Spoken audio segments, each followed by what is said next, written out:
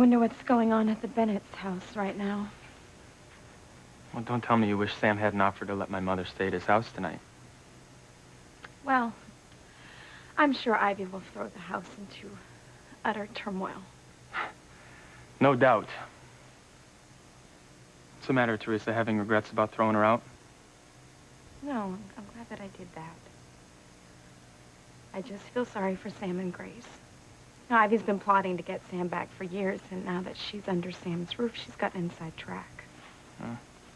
I wouldn't worry about the Bennetts too much. I think Mother's still shell-shocked from the old heave-ho you gave her. Oh, no. No. Ivy has definitely got something up her sleeve. Or if she doesn't now, she soon will.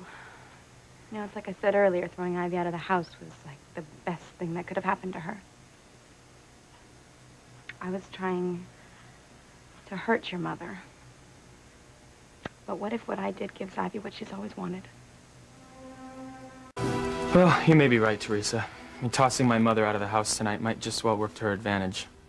And after all, there's nothing she'd like more than to play house with Sam Bennett, the object of her obsession all these years. You've been out of town the past few years. How do you know about Ivy's obsession with Sam? My classmates at the various schools that I breezed in and out of, they loved reading the tabloids and couldn't wait to share with me the latest scandals involving my family. Oh, that was mean of them. Yeah, well, jealousy, Theresa. I mean, surely you've experienced that now that you're a member of one of the richest families in the world. Yes. There was a letter published once that my mother wrote to Sam when she was a young woman. I remember reading that. It was particularly revealing concerning their, how should I say it, romantic encounters. A couple of my classmates had it blown up to 3 times the size of a regular poster. Glued it to my wall when I was at class. That's terrible. Yeah, well, it wasn't a whole lot of fun. But, you know, I'm a crane. I mean, I'm used to it. There's nothing people like more than to knock the top dog down a peg or two. So you had a bad time in school, didn't you?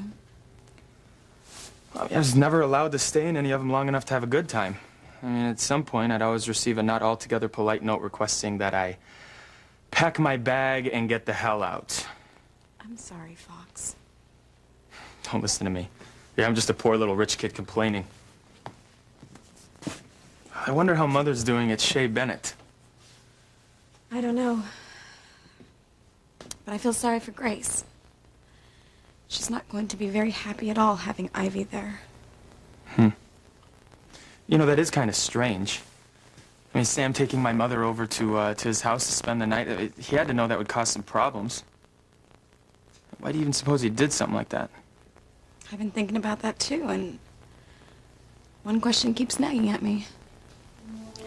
Could Sam still love Ivy? Wow, well, that would certainly make things interesting, wouldn't it?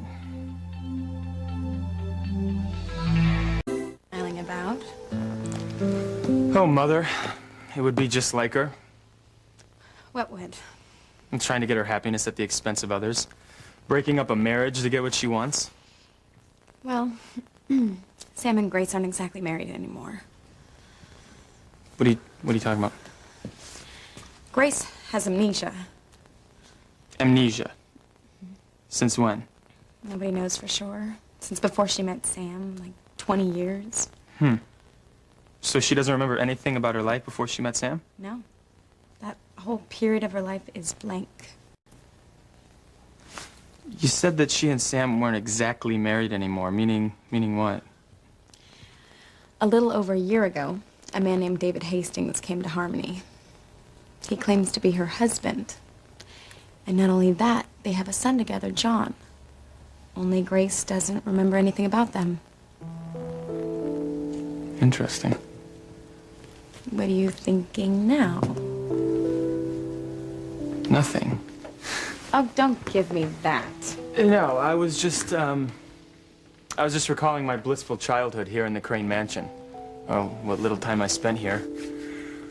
Mother never paying attention to me, managing to ignore my existence while showering love down on Ethan, her crown prince.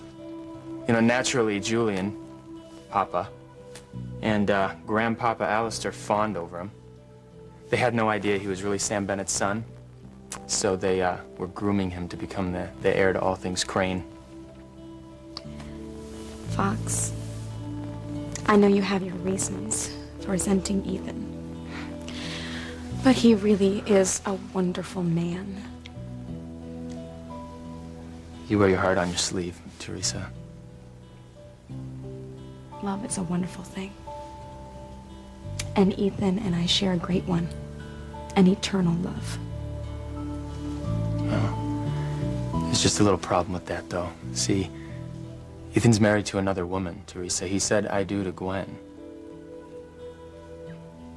You may have chosen Gwen for now, but true love takes many paths, Fox.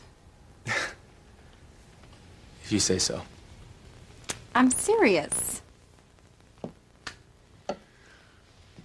I love Ethan. And Ethan loves me. Even if he's married to Gwen. He sure does have a funny way of showing it. Now listen, okay? Mm-hmm. Before he found out that Gwen was pregnant, he was gonna ask me to marry him. But then... he found out Gwen had a bun in the oven, and being the stand-up, stalwart guy he's always been painted, he went ahead and did the right thing by her. Yeah. But no matter what you think or say, the love Ethan and I share will survive the test of time. His marriage to Gwen is just a curve in the road. A detour in our future together. Detour. Yeah, I'm sure that's what Mother thinks about her and Sam Bennett. She probably sees his marriage to Grace and their 3 children as nothing more than a minor obstacle separating her and Sam from having a blissful future together. Well, I hate to admit this, but Ivy and I had a conversation once about her going after Sam. Really? Wow, well, I wish I could have been here for that one. I told her that we weren't very different.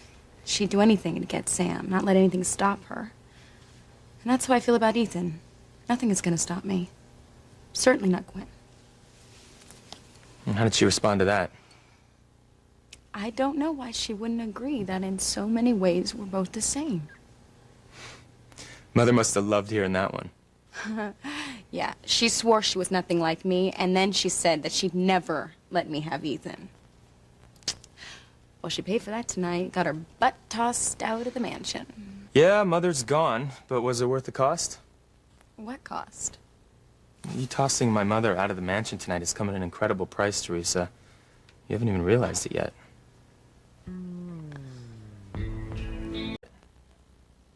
I don't have to. I mean, there was no cost. Tossing Ivy out of the mansion, it didn't cost me a thing. You're not thinking, Theresa. Okay, what were you just rhapsodizing about? Huh? Ethan, the love of your life? How important he is to you? How much his love means to you? Well, it does.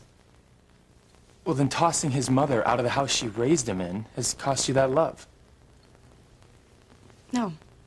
I don't know, Theresa. I don't see him ever forgiving you for this. Which means your delight in kicking Ivy out of the house tonight has cost you Ethan, and you're just gonna have to accept that. Look, the fact is, you've lost Ethan forever.